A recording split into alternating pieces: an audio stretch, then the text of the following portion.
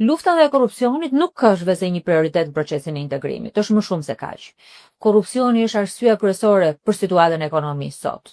Është arsyeja kryesore për kapjen e ekonomisë në pagduar, për largimin e të rinjve, për emigracionin masiv, për humbjen e shpresës, për pastrimin e parave.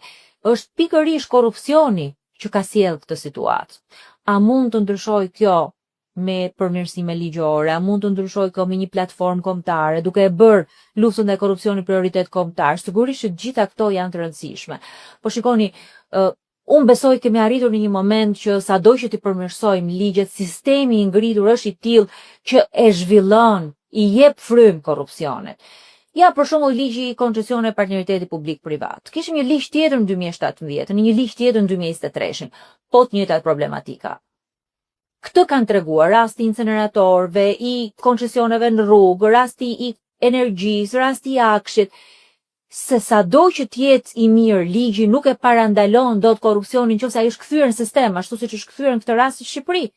Një sistem që fatkeqësisht sot ka kapur çdo qelizë, ka kapur edhe ekonominë. Sado të mira t'i bëjmë ligjet, sado t'i përmirësojmë ato e t'i bëjmë standardet europiane, korrupsioni vazhdon të jetë atje prej sistemit që ka ngritur qeveria socialiste, prej sistemit që ka ngritur kjo majorancë. Një sistem i cili fatkeqësisht sot ka kapur gjithë ekonominë dhe që mbahet peng nga një qeverisje e rëndë moralisht. Këto duhet ndryshojmë, këtë sistem.